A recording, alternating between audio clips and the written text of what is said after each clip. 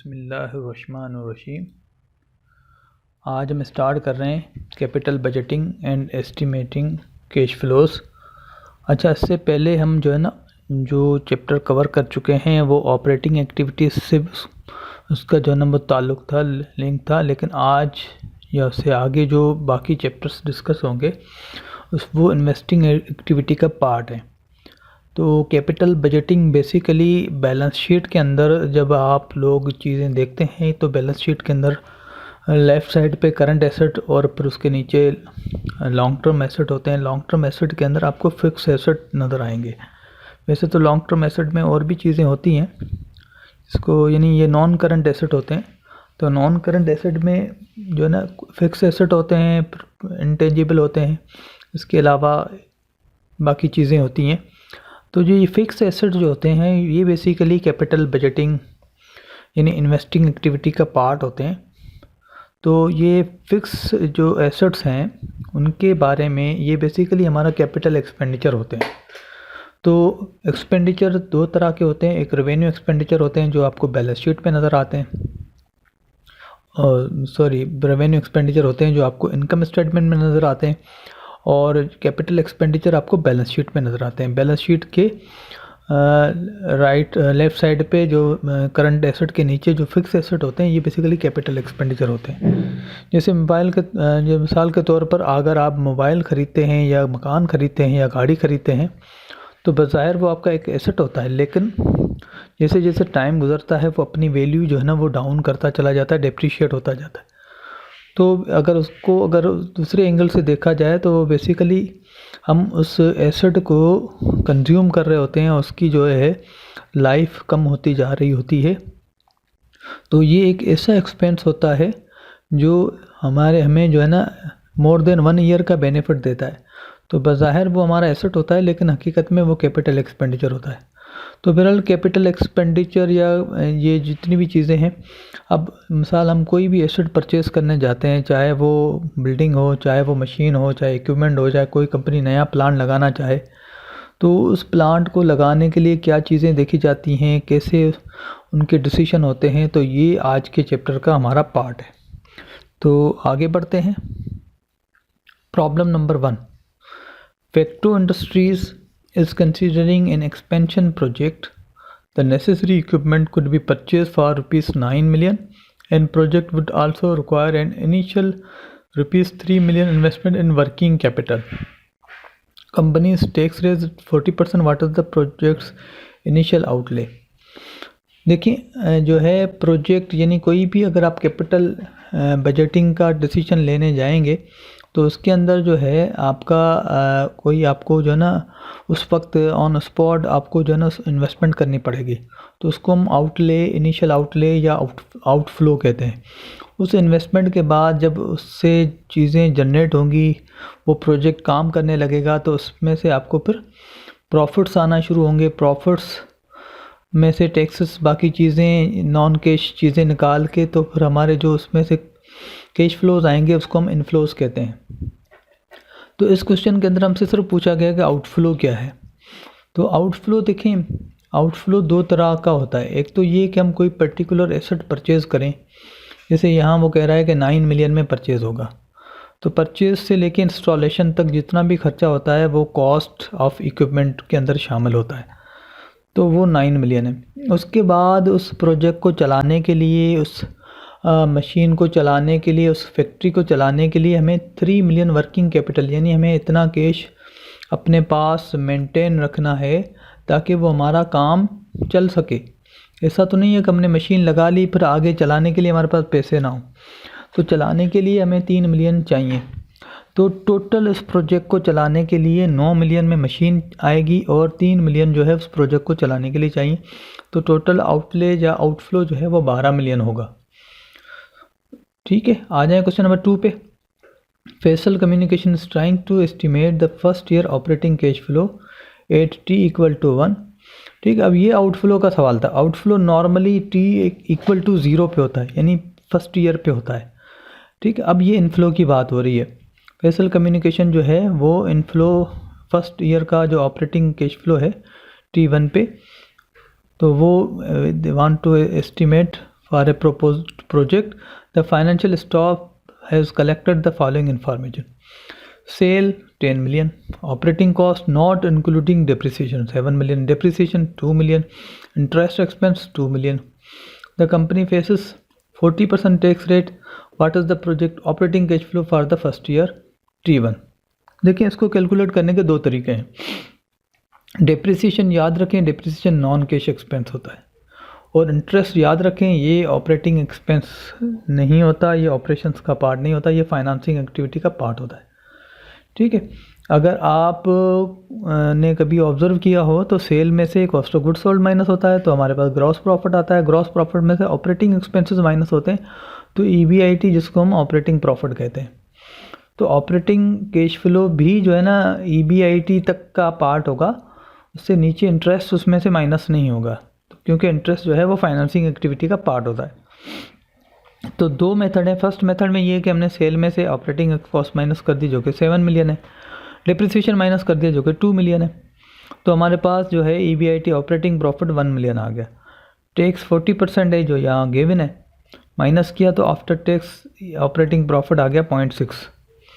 ठीक है, तो उसके बाद हमें क्या करना है, डेप्रिसिएशन यानी नॉन कैश एक्सपेंस जितने होंगे वो हमें ऐड बैक करने हैं, क्योंकि ये कैश हमने किसी को पे नहीं किया होता। तो ये after tax operating profit add कर दिया डेप्रिसिएशन, तो ऑपरेटिंग कैश फ्लो आ गया 2.6। तो एक मेथड तो ये है जिसमें हम डेप्रिसिएशन माइनस करते हैं और एंड में उसको ऐड कर देते हैं, एक तो तरीका ये। दूसरा तरीका ये है कि हम डेप्रिसिएशन को कंसीडर नहीं करते।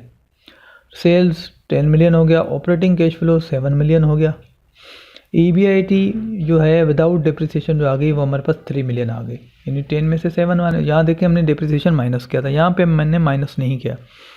टैक्स अप्लाई किया 1.2, ठीक है, तो 3 में से 1. तो आफ्टर टैक्स ईबीआईटी आ गया 1.8, ये 1.8 है, ये मिस्टेक है, 1.6 नहीं है, 1.8 है। उसके बाद हमें ये आफ्टर टैक्स ऑपरेटिंग प्रॉफिट के बाद हमें क्या करना है कि डेप्रिसिएशन के मद में हमें कितना टैक्स बच सकता था वो हम ऐड कर देंगे। अब डेप्रिसिएशन हमें पता है 2 मिलियन है, अब 2 मिलियन के ऊपर 40% कहते हैं, 0.4 को जब मल्टीप्लाई किया तो डेप्रिसिएशन के ऊपर जो टैक्स था वो 0.8 मिलियन है, तो उसको हम एज ए इनफ्लो कंसीडर करेंगे। देखें, यहाँ पर हमने टैक्स दिया है 0.4 और यहाँ पे हमने दिया है 1.2, यानी हमने 0.8 टैक्स ज़्यादा यहाँ भरा है। क्यों भरा है? क्योंकि यहाँ पे हमने डेप्रिसिएशन शो नहीं किया, यहाँ पे हमने शो किया है, जबकि डेप्रिसिएशन असूलन जो है ना शो होता है। तो बेसिकली डेप्रिसिएशन यहाँ पे शो करके यहाँ पे ऐड करने का जो इम्पैक्ट आता है वो सिंपली ये आता है कि उसमें डेप्रिसिएशन की टैक्स हमें जो है ना वो शील्ड मिल जाती है, वो एक्चुअली ऐड हो रही होती है। डेप्रिसिएशन की टैक्स शील्ड एक्चुअली ऐड हो रही होती है। तो डेप्रिसिएशन की टैक्स शील्ड 0.8 जो है हम उसमें ऐड कर देंगे, तो देखिए 2.6 1.8 प्लस 0.8, तो 2.6 जो है हमारा कैश फ्लो अगेन वही आ गया जो यहाँ आया है। तो एक तो आपके पास ये अप्रोच है कि डेप्रिसिएशन माइनस करें फिर आखिर में ऐड कर दें, दूसरा ये कि डेप्रिसिएशन को शामिल ही ना करें और आखिर में डेप्रिसिएशन का जो टैक्स बेनिफिट आता है वो ऐड कर दें। आगे की प्रॉब्लम्स में ये वाली अप्रोच सेकंड मेथड अप्लाई होगा। ठीक है, हम नॉर्मली जो है डेप्रिसिएशन की जो टैक्स शील्ड है वो हम ऐड करते जाते हैं अपने जो भी ऑपरेटिंग प्रॉफिट्स होते हैं उसके अंदर। तो आगे की अप्रोच में ये वाला मेथड जो है ना यूज़ होगा। वैसे दोनों मेथड एक ही अप्रोच है, बस ये है कि ये अप्रोच भी यूज़ होती है, ये भी यूज़ होती है, लेकिन हमारे जो क्वेश्चंस आगे जितने भी सॉल्व होंगे उसमें ये वाली सेकंड मेथड होगा। उसमें हम सिंपली डेप्रिसिएशन की टैक्स शील्ड जो है ना वो इंक्लूड कर रहे होंगे, डेप्रिसिएशन माइनस करके फिर आखिर में ऐड नहीं करेंगे।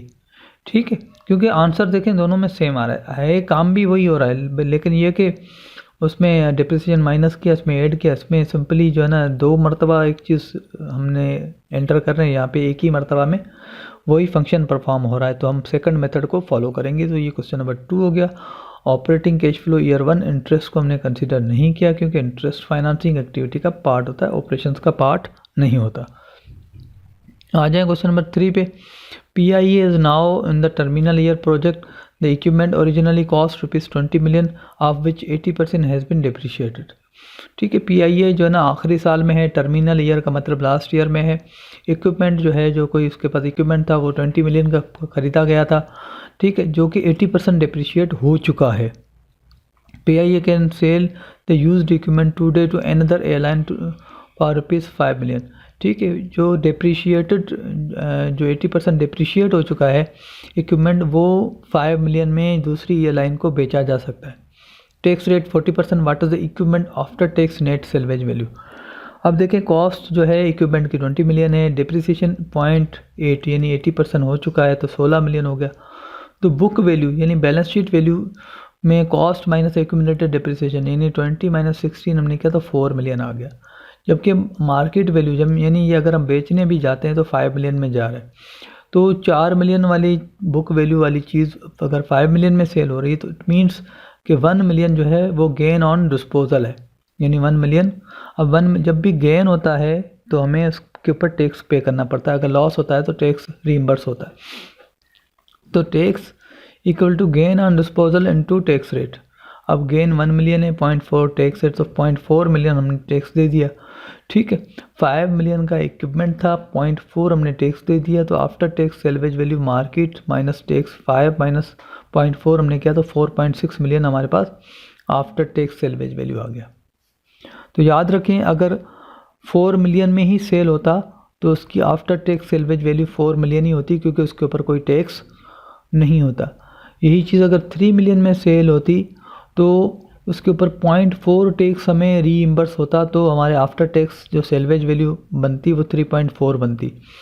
तो अगर गेन होगा तो उसके ऊपर टैक्स लगेगा, जितना भी गेन होगा 1 मिलियन हो 2 मिलियन हो, सिर्फ उसी अमाउंट पे, टोटल 5 मिलियन पे टैक्स अप्लाई नहीं होगा।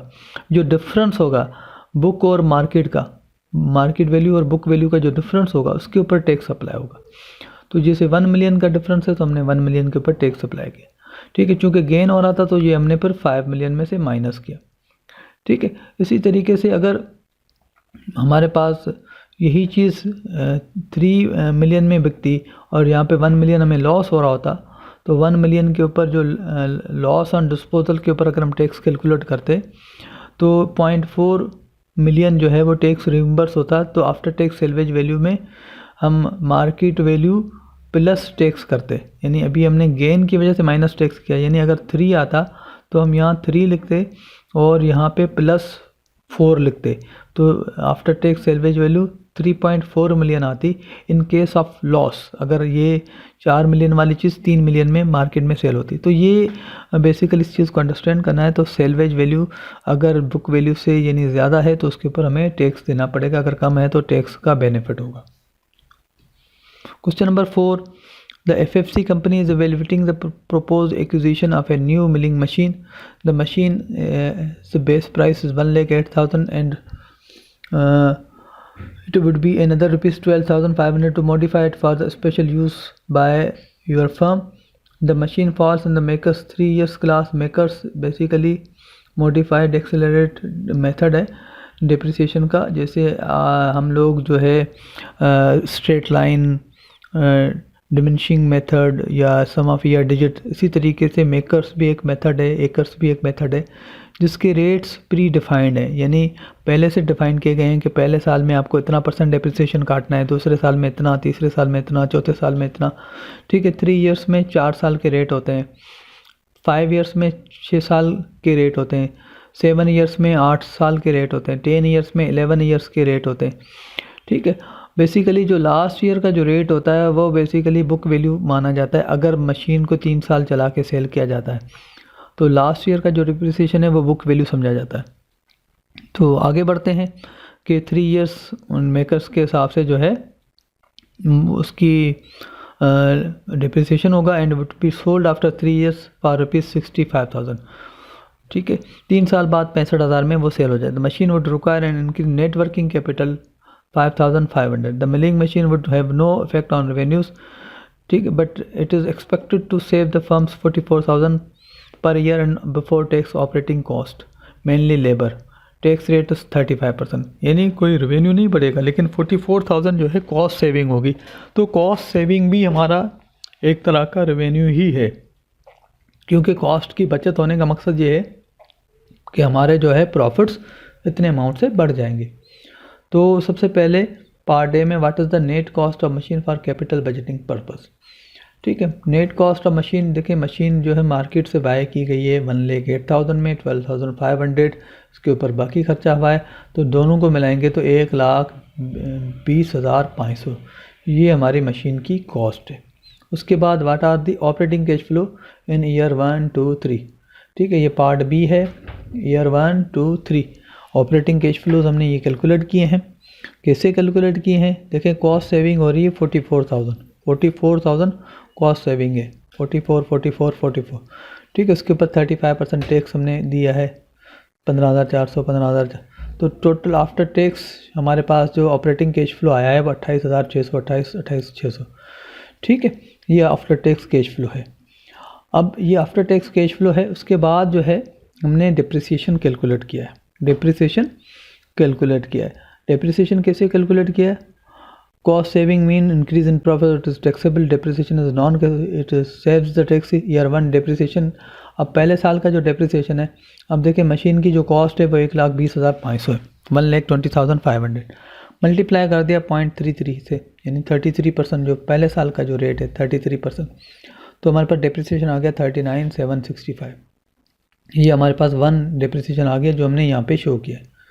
उसके बाद ईयर 2 में डिप्रिसिएशन जो है वो 45% है, तो 1,20,500 मल्टीप्लाई बाय 45, तो 54,225 ये हमारा दूसरे साल का डिप्रिसिएशन है। तीसरे साल में जो है हमारे पास डिप्रिसिएशन रेट जो है वो 15% है, तो ये तीसरे साल में जो हमारे पास डिप्रिसिएशन आ गया 1,20,500 इंटू 0.15, तो तीसरे साल का डिप्रिसिएशन हमारे पास आ गया 18,075। तो ये 18,075 हमने ये शो किया है। तो ये हमने बेसिकली जो है डिप्रिसिएशन को कैलकुलेट कर लिया है, क्योंकि 3 साल के बाद ये सेल कर रहा है, तो हमने 3 साल का जो डिप्रिसिएशन 33%, 45% और 15% ये हमने कैलकुलेट किया। अब डिप्रिसिएशन कैलकुलेट करने के बाद हमने जो है ना उसकी टैक्स सेविंग निकाली। अब ये डिप्रिसिएशन है, इसको मल्टीप्लाई कर दिया टैक्स के साथ, टैक्स रेट के साथ 35% के साथ, तो हमारे पास आ गया 13,918। फिर 54,225 मल्टीप्लाई बाय 35% किया तो 18,979।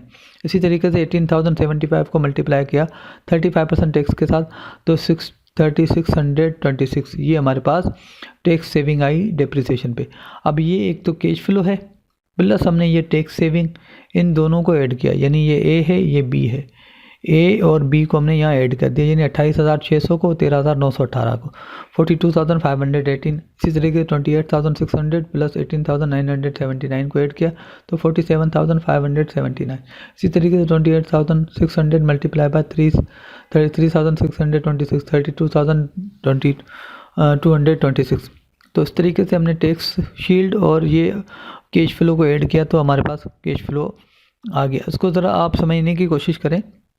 यही काम देखिए हमने यहाँ किया था, ये हमारे पास आफ्टर टैक्स जो है ना वो ऑपरेटिंग प्रॉफिट आया था, उसमें हमने depreciation multiply by tax rate multiply by depreciation multiply by tax rate, जो अमाउंट बन रहा था यानी टैक्स शील्ड जो बन रही थी वो हमने फिर ऑपरेटिंग कैश फ्लो में ऐड की है। ठीक है, तो इन दोनों को फिर हमने ऐड कर दिया था, तो ये वाला आंसर हमारा पास बिल्कुल एग्जैक्टली यही काम हुआ है, ये हमारे आफ्टर टैक्स हैं कैश फ्लोज। ठीक है, उसमें हमने जो है ना टैक्स सेविंग को जो है वो जो भी टैक्स सेविंग हुई यानी depreciation multiply by tax rate किया, तो जो टैक्स सेविंग हुई इसको और ऑपरेटिंग कैश दोनों को ऐड कर दिया, तो ये हमारे ईयर 1 से लेके ईयर 3 तक जो हमारे पास ऑपरेटिंग कैश फ्लो आ गए। What is the terminal year cash flow? Terminal year cash flow का मतलब है आखिरी साल का कैश फ्लो क्या है। अगले स्लाइड में देखते हैं what is the terminal year cash flow. देखिए टर्मिनल ईयर कैश फ्लो, एक तो चीज़ याद रखें, हमारे पास यहाँ पर क्वेश्चन के अंदर ये बताया गया था the machine would require an increase in net working capital inventory 5,500। याद रखें ये वाला जो अमाउंट है ये इनिशियली हमें चाहिए होता है ऑपरेशंस को मेंटेन करने के लिए, लेकिन जब हमारा वो प्रोजेक्ट ख़त्म हो जाता है तो ये कैश हमारा फ्री हो जाता है। तो at the time of investment 5,500 भी हमारे आउटफ्लो का पार्ट होता है, लेकिन जब वो टाइम पीरियड ख़त्म होता है, यानी जैसे मिसाल के तौर पर अगर आप क्वेश्चन नंबर 1 को देखें तो उसमें 9 मिलियन ये तो मशीन की कॉस्ट है।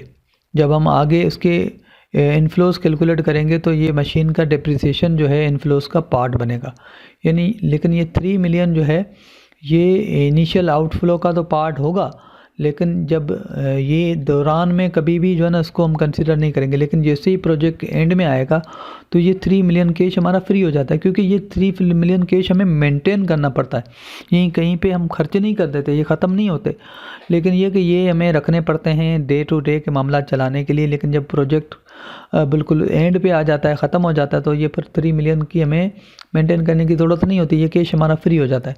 तो जब ये प्रोजेक्ट ये वाला जो क्वेश्चन नंबर 1 में फैक्टर ये प्रोजेक्ट जब ख़त्म होगा तो उसके जो टर्मिनल ईयर पे ये 3 मिलियन उनके फ्री हो जाएंगे, ठीक है, जो कि उनका इनिशियली आउटफ्लो का पार्ट है। लेकिन एंड ऑफ द प्रोजेक्ट जो है ये 3 मिलियन उनका इनफ्लो बन जाएगा।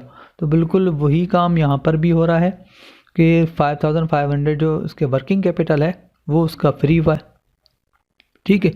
ठीक, उसके बाद जो है मशीन कॉस्ट 1,20,500 जो कि हम पार्ट ए में कैलकुलेट कर चुके 1,20,500। उसके बाद मशीन का डिप्रिसिएशन जो है वो चार्ज हुआ है 33%, 45% और 15%। ये डिप्रिसिएशन चार्ज हुआ है।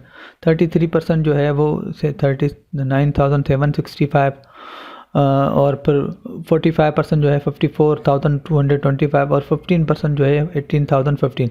यानी इन तीनों को ऐड कर लें, इसको ऐड कर लें तो इन तीनों का जो सम बनना है वो 1,12,065 बन रहा है। इन तीनों को डिप्रिसिएशंस को तीनों को ऐड कर लें तो उनका सम जो है वो ये बनेगा। या सिंपली हमें पता है कि ये जो डिप्रिसिएशन के रेट गिवन है 33, 45, इन दोनों को ऐड करें 45 यानी 33 तो 48, 58, 68, 78 प्लस 15 तो ये 93% जो है वो डिप्रिशिएट हो चुका है और 7% अभी भी 4th ईयर का रिमेनिंग है। तो अगर 1,20,500 का आप 7% निकालें तो उसका आंसर देखें आएगा 8,435। आप मल्टीप्लाई कर दें 1,20,500 को 7% थे, यानी 1,20,500 मल्टीप्लाई बाय 7%, तो देखेंगे 8,435 आंसर आएगा। या फिर आप जो डिप्रिसिएशन ये वाला चार्ज हो चुका है इन सबको सम करके उनका टोटल अगर माइनस कर देंगे तब भी आपका यही आंसर आएगा। तो इसीलिए मैंने आपको कहा था शुरू में कि जो ये आखिरी साल का डिप्रिसिएशन है, क्योंकि इस प्रोजेक्ट की लाइफ तो 3 साल है, मेकर्स 3 ईयर का मतलब है कि एंड वाला जो यानी 3 ईयर्स में 4 आपके जो डिप्रिसिएशन रेट होते हैं, तो 3 सालों के रेट तो माइनस हो गए। चौथे साल का जो रेट होता है वो बेसिकली बुक वैल्यू में कंसीडर होता है, बुक वैल्यू समझा जाता है उसको। तो आप डायरेक्ट बुक वैल्यू उस रेट के साथ मल्टीप्लाई करके लिख सकते हैं। तो जैसा कि हमने यहाँ पे माइनस करके लिया है, लेकिन आपको डायरेक्ट 1,20,500 को 7% के साथ मल्टीप्लाई करेंगे तब भी यही आंसर आएगा, ठीक है। तो ये हमारी बुक वैल्यू है। अब बुक वैल्यू है 8,435 और मशीन वाज सोल्ड 65,000 ये लिखा हुआ है। It would be sold after 3 years for ₹65,000, तो 65,000 में सेल होगी, ठीक है। ये मशीन की मार्केट वैल्यू है। बुक वैल्यू ये है, तो गेन ऑन डिस्पोजल कितना हो गया 56,565। अब ये गेन है, गेन के ऊपर जो है ना इतना टैक्स लगेगा 19,798। तो आफ्टर टैक्स सेल्वेज वैल्यू जो है 65,000 जो कि हमारी मशीन जो है मशीन की मार्केट वैल्यू है, माइनस टैक्स जो हमने पे किया। बिल्कुल एग्जैक्टली वही काम हुआ है जो यहाँ हुआ है। मशीन की बुक वैल्यू थी 4 मिलियन, मशीन सेल भी है 5 मिलियन में, डिफरेंस हमने निकाला तो 1 मिलियन आ गया। 1 मिलियन पे टैक्स अप्लाई किया 0.4 मिलियन, तो मार्केट वैल्यू में से जितना भी हमें पैसा मिला उसमें से 0.4 यानी टैक्स हमने माइनस किया तो आफ्टर टैक्स सेल्वेज वैल्यू आ गई। तो एग्जैक्टली यही काम हुआ है कि मार्केट वैल्यू से हमने बुक वैल्यू माइनस की तो हमारे पास गेन आ गया, गेन में से टैक्स अप्लाई किया, फाइनली हमने मार्केट वैल्यू से वो टैक्स माइनस किया तो हमारे पास आफ्टर टैक्स सेल्वेज वैल्यू आ गई। तो टर्मिनल ईयर कैश फ्लो एक तो ये आफ्टर टैक्स सेल्वेज वैल्यू है प्लस 5,500 ये जो हमारे फ्री हुए। टर्मिनल ईयर का मतलब है ये दोनों कैश फ्लोस ईयर 3 में आएंगे। तो देखिए हमने 50,702 ये वाला इसका जो टोटल है वो हमने यहाँ लिखा है, आखिरी साल में एंड में लिखा है, क्योंकि ये 3rd ईयर में हमारे पास आएगा। उसके बाद जो है if the project cost of capital what machine should be purchase, अगर उसका डिस्काउंट रेट जो है 12% है तो क्या मशीन परचेज़ करनी चाहिए। अब देखें इस मशीन के जो है हमारे पास यानी जो परचेज़ होती है मशीन तो वो 0 पीरियड पे परचेज़ होती है, यानी आज ये सारा खर्चा आज हो रहा होता है कि 1,08,000 फिर 12,500 फिर 5,500, ये सारे जितने भी कॉस्ट है यानी जो आउटफ्लो है यानी मशीन की कॉस्ट और प्लस वर्किंग कैपिटल, जैसे आप क्वेश्चन नंबर 1 में देख सकते हैं कि मशीन की कॉस्ट और प्लस वर्किंग कैपिटल दोनों मिला के हमारे आउटफ्लो बन रहे हैं। तो ये आउटफ्लो नॉर्मली जो है ना 0 पीरियड में हो रहा होता है, ठीक है, लेकिन इनफ्लोज जो हैं वो हमारे ईयर 1 ईयर 2 ईयर 3 में हो रहे होते हैं। अब हमें क्या करना होता है कि जो ईयर 1 ईयर 2 ईयर 3 में जो हमारे इनफ्लोज हो रहे होते हैं उनको भी 0 पे हमें लाना होता है, उनको भी 0 पे लाना होता है। तो 0 पे लाने का क्या तरीका है कि जो भी हमारा रिज़ल्ट आया है ये जैसे मिसाल उसको हमें डिवाइड कर दें 1.12 के साथ, या डिवाइड कर दें या जो इसका जो PV discount factor present value discount factor बनता है उसके साथ मल्टीप्लाई कर दें। तो हमने उसका present value discount factor calculate किया तो 0.8929 आया।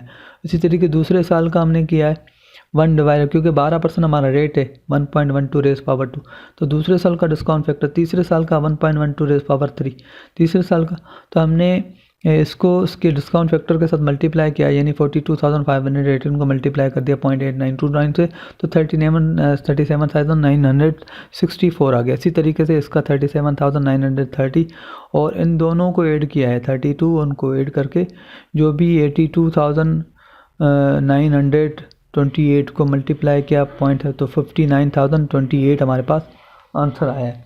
तो ये हमारे पास कैश फ्लोज आ गए और कैश फ्लोज को जब हमने ऐड किया उसको तीनों को जब हमने ऐड किया तो हमारे पास टोटल आ गया सम ऑफ इनफ्लोज 1,34,922। इन तीनों को ऐड कर लें तो ये टोटल आएगा। उसके बाद जो हमारा आउटफ्लो ये था कि हमारे पास देखें मशीन की जो कॉस्ट थी वो 1,08,000 और 12,500 यानी 1,20,500 मशीन की कॉस्ट थी और 5,500 जो है वो वर्किंग कैपिटल था। क्वेश्चन नंबर 1 में हम देख सकते हैं कि मशीन की वैल्यू 9 मिलियन और 3 मिलियन वर्किंग कैपिटल, तो ये दोनों हमारे आउटफ्लो का पार्ट था। तो ये इसमें 5,500 मिलाएंगे तो 1,26,000 जो है वो हमारा आउटफ्लो था। तो हमने इनफ्लो में से आउटफ्लो माइनस कर दिया तो देखिए आंसर आ रहा है 8,922। NPV 0 या 0 से ऊपर होती है तो प्रोजेक्ट एक्सेप्ट होता है। तो इसका मतलब ये है कि ये मशीन हम बाय करेंगे, तो ये हमारा क्वेश्चन नंबर 4 हो गया। आ जाए क्वेश्चन नंबर 5 पे। Nestle company is considering average risk investment in a mineral water spring project that has a of ₹1,50,000। इसकी कॉस्ट जो है 1,50,000 है। Project will produce 1000 cases of mineral water per year indefinitely का मतलब है हमेशा के लिए। The current sale price is 138 पर case and the current cost per case all variable is ₹105, यानी 138 रुपये सेलिंग प्राइस है और 105 रुपये वेरिएबल कॉस्ट है पर यूनिट या per case. The firm taxes 34% both price and cost are expected to rise at a 6% inflation. 6% जो है ना इन्फ्लेशन है 6% से बढ़ेंगी। The firm uses only equity, firm सिर्फ इक्विटी यूज़ करता है and cost is 15%। Assume that cash flows consist only after tax profit. ठीक है, जितने भी कैश फ्लोज हैं वो आफ्टर टैक्स प्रॉफिट की शक्ल में आते हैं। Since spring has a indefinite life and will not depreciated, तो इसकी लाइफ जो है वह हमेशा रहनी है तो ये जो है डिप्रिशिएट नहीं होगा। तो should the firm accept project. अब देखें कंपनी को कि जो 1000 यूनिट प्रोड्यूस हो रहे हैं और 138 उसकी प्राइस है, मल्टीप्लाई किया तो सेल आ गई 1,38,000। उसके बाद 105 वेरिएबल कॉस्ट पर यूनिट है और वो कह रहा है कि इसकी सिर्फ वेरिएबल कॉस्ट ही है, ऑल वेरिएबल, कोई फिक्स कॉस्ट नहीं है। तो 105 मल्टीप्लाई बाय 1000 यूनिट तो 1,05,000 वेरिएबल कॉस्ट आ गई। कंट्रीब्यूशन मार्जिन 33,000 आ गया। 34% टैक्स है 11,220, तो नेट प्रॉफिट आ गया 21,700 से। ठीक है, 21,700 से। अब जब ये चीज़ कॉन्स्टेंटली ग्रो करती है तो उसका फिर ये होता है कि जो फार्मूला होता है वो ये होता है कि हम उसके कैश फ्लोज को 1.06 जो भी इन्फ्लेशन या ग्रोथ रेट होता है उसके साथ मल्टीप्लाई करते हैं और डिवाइड करते हैं जो कॉस्ट होती है, जैसे यहाँ पे कॉस्ट ऑफ इक्विटी 15% माइनस कर देंगे इन्फ्लेशन या ग्रोथ, तो इसका जो आंसर आता है वो बेसिकली पीवी इन्फ्लोज कहलाता है, जो कि 2,56,520 हमारे पास आंसर आ गया। ठीक है, तो ये हमारा जो है पीवी इन्फ्लोज है, यानी इन्फ्लोज के प्रेजेंट वैल्यू, जैसे यहाँ इस सवाल में पीवी इन्फ्लोज ये था, पीवी इन्फ्लोज ये था, ये पीवी इन्फ्लोज था, जैसे हमने ये निकाला। अब चूंकि ये 3 साल के लिए था तो हमने हर साल का अलग अलग निकाल लिया, लेकिन वहाँ पे चूंकि फॉर एवर है तो फॉर एवर का अगर वो ग्रो कर रहा है एक पर्टिकुलर रेट के साथ, उसका प्रॉफिट बढ़ रहा है, लाजमी बात है कॉस्ट बढ़ेगी तो उस प्रोपोर्शन के साथ प्रॉफिट भी बढ़ेंगे ना। यानी अगर ये कॉस्ट अगर 6% बढ़ जाएगी तो वेरिएबल कॉस्ट भी 6% बढ़ जाएगी, तो कंट्रीब्यूशन मार्जिन भी 6% बढ़ेगा, टैक्स भी 6% बढ़ेगा और नेट प्रॉफिट भी 6% बढ़ेगा। तो अल्टीमेटली जब प्रॉफिट बढ़ रहा है तो उसको हम 1.06 जो भी बढ़ रहा है उसके साथ मल्टीप्लाई करके फिर करेंगे तो ये हमारे पास इनफ्लो आ गया। अब आउटफ्लो हमारे पास 1,50,000 था, तो हमने आउटफ्लो माइनस किया, जैसे इसके पीछे इनफ्लो में से आउटफ्लो माइनस किया, ये एनपीवी का फार्मूला है, तो हमारे पास ये पॉजिटिव आंसर आ गया। इसी तरीके से यहाँ पर भी हमारे पास पॉजिटिव आंसर आ गया, तो हम प्रोजेक्ट को एक्सेप्ट करेंगे।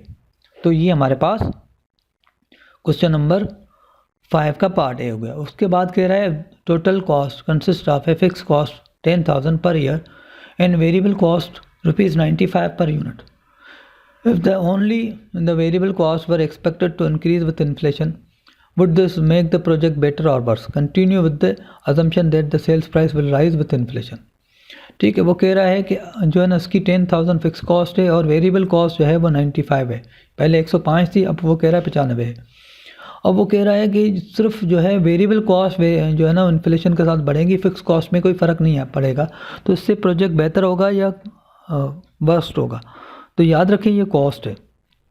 अब देखें यहाँ इस इनकम स्टेटमेंट में देखें, आपकी अगर अगले साल की इनकम स्टेटमेंट बनेगी तो उसमें 6% इसमें भी इंक्रीज़ आएगा, 6% उसमें भी इंक्रीज़ आएगा। लेकिन अगर इस पार्ट बी के हिसाब से देखा जाए तो 1,38,000 और पार्ट बी के हिसाब से अगर 95 कॉस्ट है तो ये 95,000 बनेगी, और यहाँ नीचे जो है ना 10,000 फिक्स कॉस्ट बनेगी। तो इस केस के अंदर 1,05,000 पूरे के पूरे 6% के साथ बढ़ रहे हैं, जबकि दूसरे केस में सिर्फ 95,000 जो है वो बढ़ेंगे, 10,000 अपनी जगह पे सेम रहेंगे, चेंज नहीं आएगा। तो ओवरऑल इम्पैक्ट जो आएगा वो प्रॉफिट इंक्रीज़ में आएगा। तो इससे ये है कि हमारे प्रॉफिट्स यानी प्रोजेक्ट बेहतर होगा, जो है ना वर्स नहीं होगा। तो इन पार्ट है variable cost 105, no fix cost, company producing 1000 units, so variable cost is 1 lakh, but in part B variable cost 95 and fix cost 10,000, company is producing 1000 के, so variable cost will be 95,000, fix cost is ₹10,000 becomes 1,05,000. In part A, ₹1 lakh are rising by 6%, but in part B, ₹95% are increasing by 6%, but ₹10,000 will remain unaffected due to inflation. It would make project better. क्योंकि देखो पहले case में 1,05,000 क्योंकि cost है, cost का मतलब ये है कि ये सेल्स रेवेन्यू में से माइनस होगा। अब एक अमाउंट 1,05,000 अगर बढ़ेगा तो लाजमी बात है वो जब रेवेन्यू में से माइनस होगा तो 1,05,000 का इम्पैक्ट ज़्यादा आएगा, 95,000 का इम्पैक्ट थोड़ा कम होगा।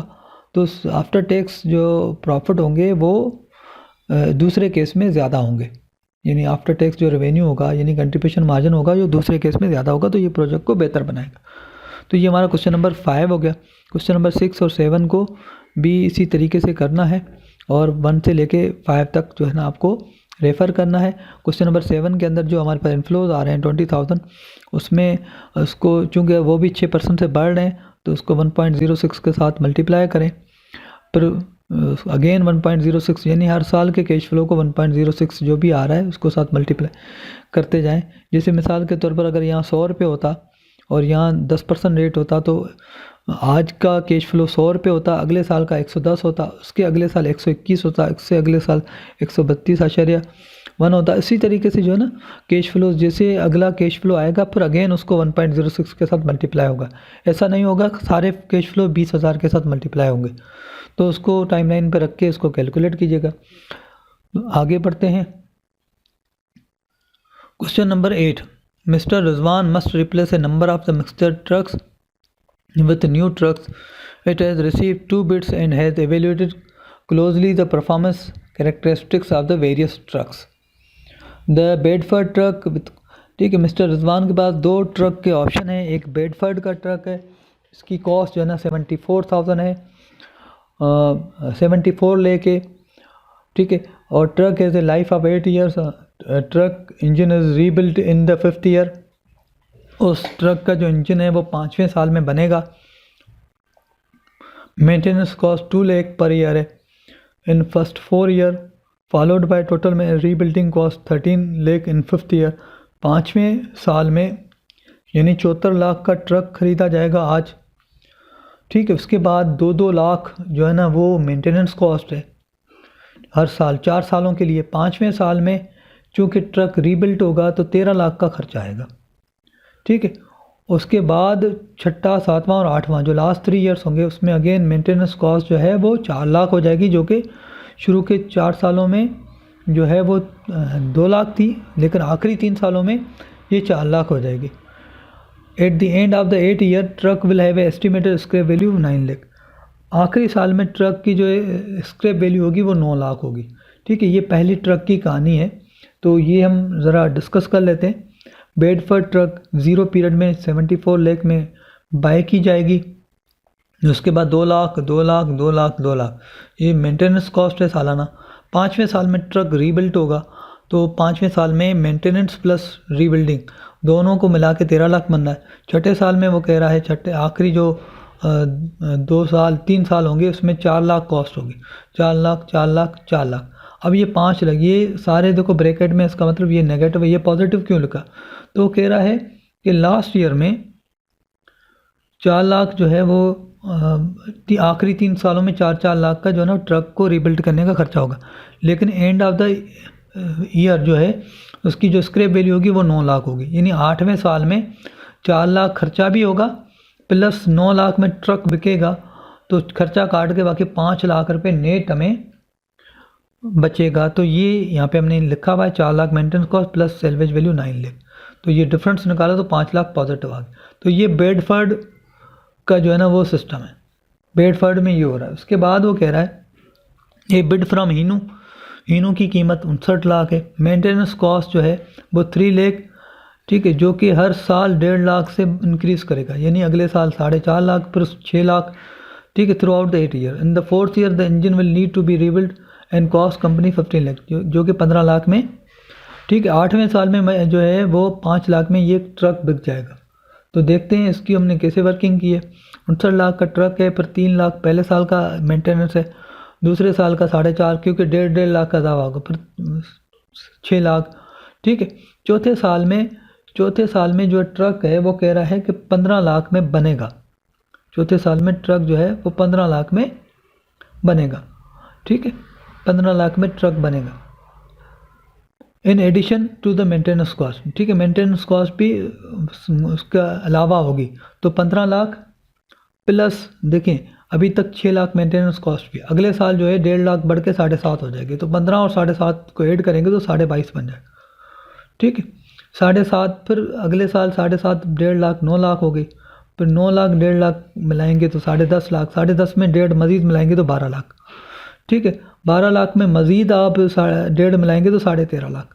अब 13.5 लाख आखिरी साल में हमने 13.5 लाख नहीं बल्कि 8.5 लाख लिखे, क्योंकि यहाँ पे हमें बताया जा रहा है कि आखिरी साल में 5 लाख में वो बिक जाएगी। तो 13.5 लाख में 5 लाख में ट्रक बिकेगा, सेल होगा, तो हमें 5 लाख का कैश फ्लो मिलेगा। 13.5 लाख में से 5 लाख हम वो माइनस कर देंगे तो 8.5 लाख रुपए नेट जो है वो कॉस्ट होगी। तो ये हीनो हो गया। अब इन दोनों के ट्रक्स की कॉस्ट का जो डिफरेंस है वो हमने यहाँ लिखा है कि इसको इसके साथ माइनस कर दिया, यानी हमने ये किया है कि हीनो को, बल्कि देख सकते हैं रिक्वायरमेंट क्या है। What are the relevant cash flow related to the truck of each bidder, ignore tax considering because mister Rizwan pays no tax, ठीक है। जो है रेलेवेंट कैश फ्लोज हमने ये निकाल दी। ये हमारा पार्ट ए था, ये लिखा हुआ है पार्ट ए।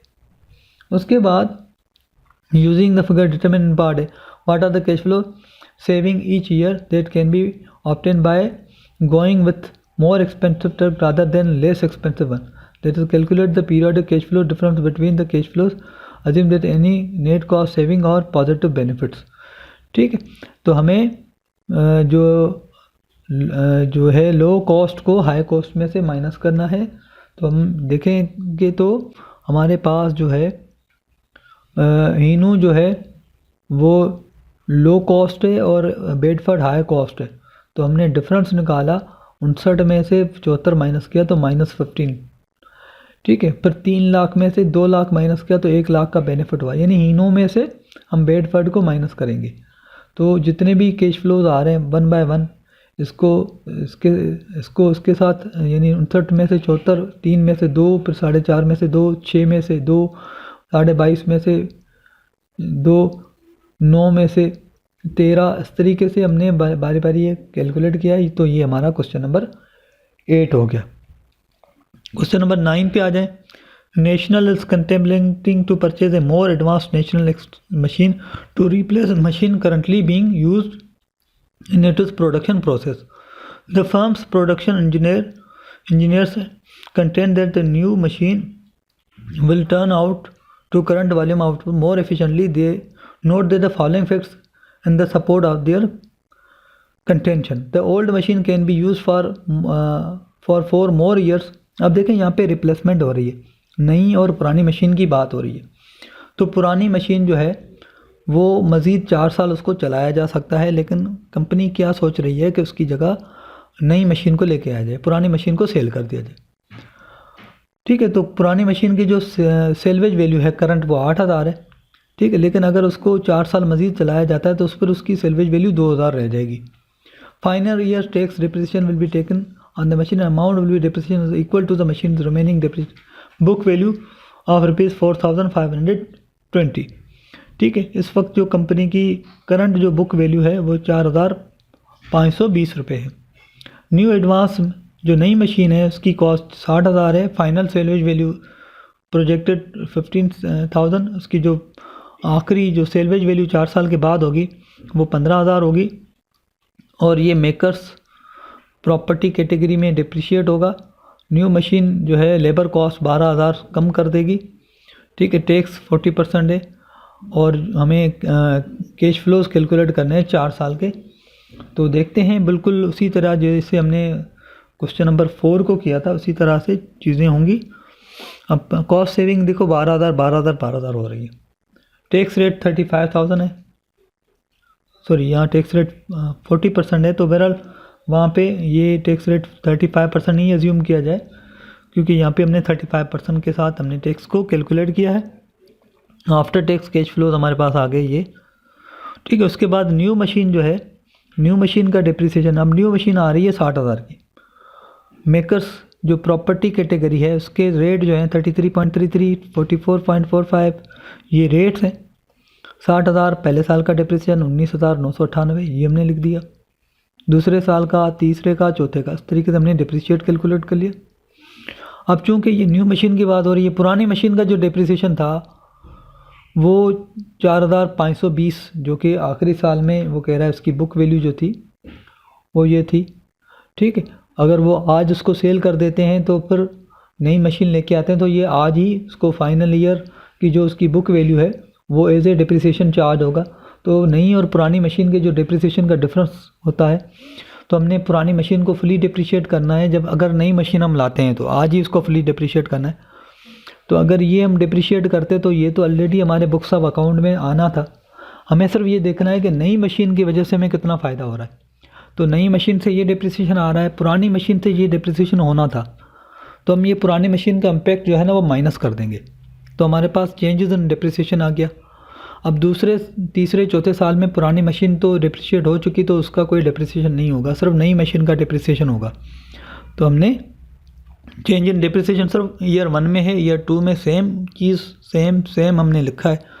टैक्स सेविंग जो है वो हमारे पास देखें 15,400 को मल्टीप्लाई कर दिया 35% से, अगेन इसको 35% के साथ मल्टीप्लाई किया तो हमारे पास ये चीज़ें आ गई। तो एक ये कैश फ्लो है, एक ये हमारे पास टैक्स सेविंग है, दोनों को ऐड किया प्लस टर्मिनल ईयर 7,800। ये टर्मिनल ईयर कैसे आया? सेल्वेज वैल्यू जो है न्यू मशीन की जो 15,000 है, ये हमें यहाँ बताया गया है। न्यू मशीन की जो सेल्वेज वैल्यू है वो 15,000 है, जबकि पुरानी मशीन अगर उसको मज़ीद 4 साल चलाया जाए तो उसकी सेल्वेज वैल्यू 2,000 है। तो 15,000 में से 2,000 हमने माइनस कर दी। New salvage value, net salvage value 13,000। ठीक है, डेटा के मुताबिक हमारी जो मशीन है वो फुली डिप्रिशिएट हो चुकी है। ये वाली मशीन हमारी फुली डिप्रिशिएट हो चुकी है, क्योंकि देखें आप इन चारों को ऐड करें, 19,000, 26,670 चारों को ऐड करें तो ये बनेगा 60,000, 60,000 पूरा बनेगा, क्योंकि ये फुली डिप्रिशिएट हो गई है। क्योंकि इनके अगर आप रेट ऐड करें तो 100% पूरे होंगे, तो ये फुली डिप्रिशिएट हो चुकी है। तो ये 13,000 जो है, so according to data machine is fully, so book value is 0, that means 13,000 is the gain on disposal. Rate is 40%, so after tax salvage value is 13 minus 14%, तो ये हमारे पास 40%, ये तो हमारे पास 7,800। अच्छा, मेरे ख्याल में ये 35% टैक्स सिर्फ लिखा हुआ है, लेकिन कैलकुलेशन शायद पूरा 40% पे हुई है, तो इसको 40% माना जाए। ठीक है, तो इसको 40% माना जाए। ये गालिबन जो टाइपिंग एरर है, तो बहरहाल टैक्स रेट माइनस किया तो 7,800। तो ऑपरेटिंग कैश फ्लो और ये पर डेप्रिसिएशन के ऊपर जो टैक्स की सेविंग है मिला के हमारे पास कैश फ्लो बन रहा है, ये बन रहा है, ये बन रहा है। और आखिरी साल में टर्मिनल ईयर को भी ऐड करते हैं, तो ऑपरेटिंग और टैक्स सेविंग और ये टर्मिनल, ये तीनों मिला के तो ये हमारे पास कैश फ्लोज बन गए।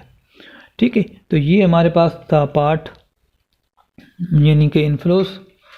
ये हमारे पास आगे आउटफ्लो हमारे पास ये था कि मशीन की कॉस्ट 60,000 थी। ओल्ड मशीन अगर आज बेची जाए, आज अगर ओल्ड मशीन को सेल किया जाए तो 8,000 उसमें सेल हो जाएगी, ये नज़र आ रहा है।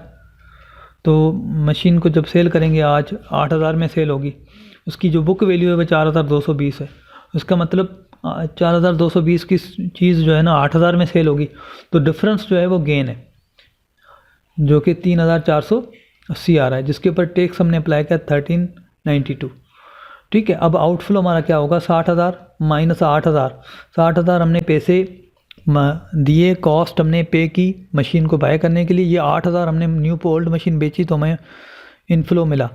तो ये समझो कि 60,000 हमारी जेब से गए, तो ये 8,000 हमारी जेब में आए, तो टोटल 52,000 हमारा आउटफ्लो हुआ। प्लस हमने 1392 टैक्स की मद में जो है ना गवर्नमेंट को पे किए, तो टोटल हमारा आउटफ्लो जो है वो 53,392 ये हमारा आउटफ्लो है, और ये हमारे इनफ्लोज हैं। तो ये न्यू मशीन रिप्लेसमेंट का क्वेश्चन है। ठीक है, उसके बाद प्रॉब्लम 10 से लेके प्रॉब्लम 21 तक जो है आप उनको सॉल्व करें, उसके लिए रेफ़र करें प्रॉब्लम 1 से लेकर 9 तक। Thank you very much.